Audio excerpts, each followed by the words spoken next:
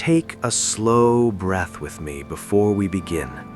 Not because you need to prepare yourself for something difficult, but because this moment deserves to be entered gently, without force, without judgment, and without the weight of stories that have followed you from the past into the present.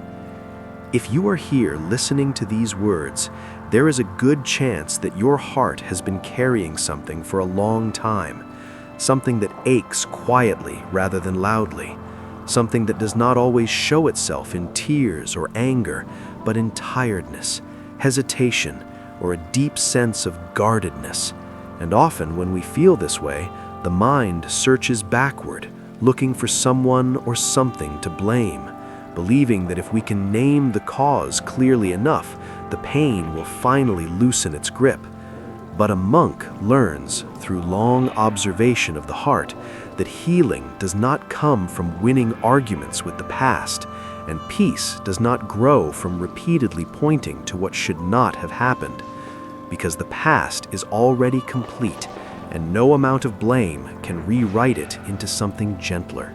This does not mean that what hurt you was acceptable, and it does not mean that your pain was small or imagined, because pain is real whenever it is felt, and your heart reacted the only way it knew how at the time, trying to protect itself, trying to survive, trying to make sense of what it could not understand.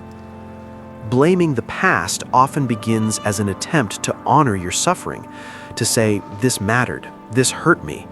But over time, blame can quietly turn into a prison, keeping the heart tied to moments that no longer exist, replaying them again and again as if repetition might finally bring relief. A monk would say that memory is not the same as wisdom, and remembering pain is not the same as healing it, because healing asks a different question, not who caused this, but what does my heart need now? When you hold on to blame, your attention remains facing backward, and the heart stays braced, alert, ready to defend against something that has already passed. And this constant readiness can slowly drain your energy, making it hard to feel open, light, or alive in the present. Healing the heart without blaming the past begins with a quiet act of courage, the courage to stop arguing with what already is, and to turn your attention inward with honesty and care, noticing not just what happened to you, but how you learned to live afterward. Notice how the past may have taught you to close, to doubt, to hold back love, to expect disappointment, or to protect yourself by staying distant, and understand that these were not flaws, but strategies, ways your heart tried to keep you safe when safety felt uncertain. A monk does not scold the heart for these strategies, because scolding only adds another layer of pain. Instead, he bows to them, recognizing that they were born from a deep wish to survive, and survival is never something to be ashamed of. As you sit with this understanding, you may feel resistance, because letting go of blame can feel like letting go of justice or letting go of acknowledgement. But healing does not require forgetting, and it does not require excusing harm. It only requires that you stop carrying the weight of it as if it is still happening now. The heart heals when it is allowed to rest, and rest cannot happen while the mind keeps reopening old wounds in search of answers that no longer serve you. Blame keeps the story alive, but presence allows the story to settle.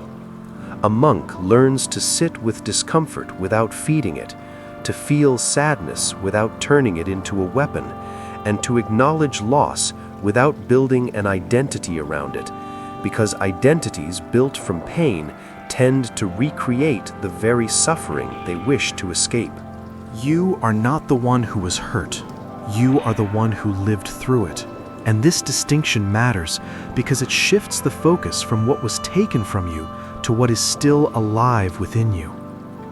Healing without blame means gently separating the experience from your sense of self, allowing the memory to exist without letting it define who you are or how you must live.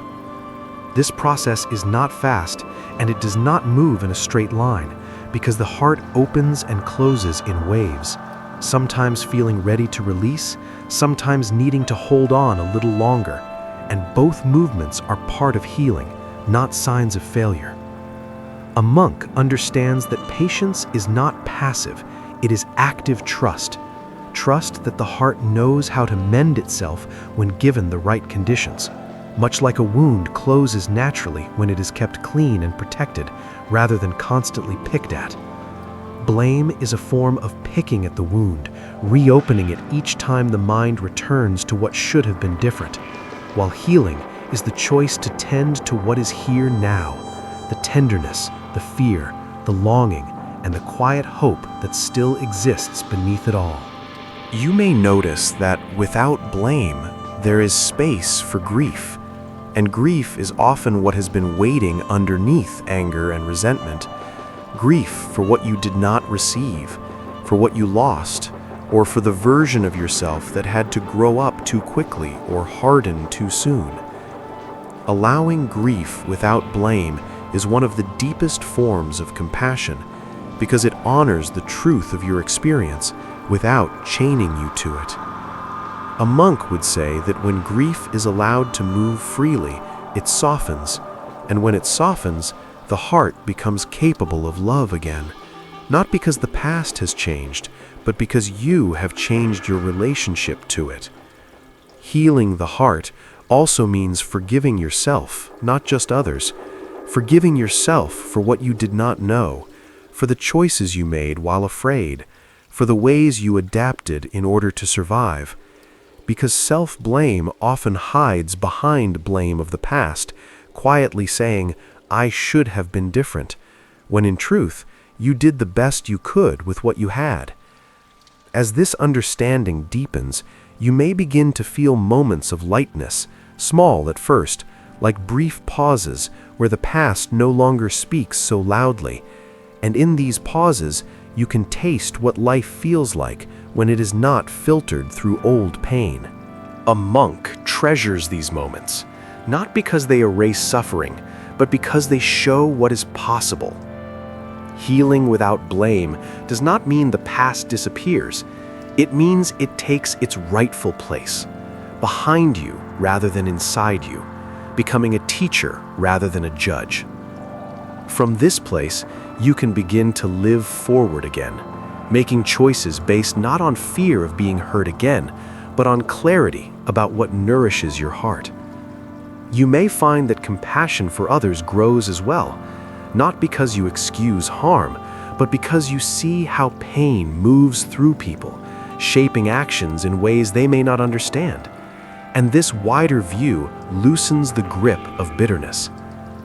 A monk does not carry bitterness because it poisons the one who holds it, not the one it is aimed at.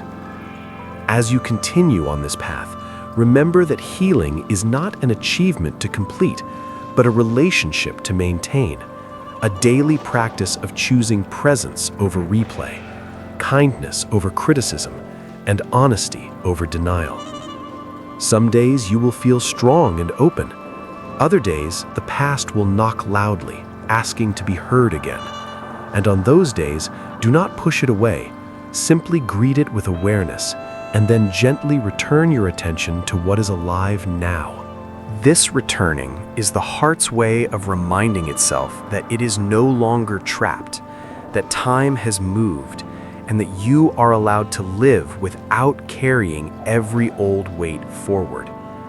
Healing the heart without blaming the past is not about becoming someone new. It is about uncovering who you were before the pain taught you to close, and allowing that self to breathe again.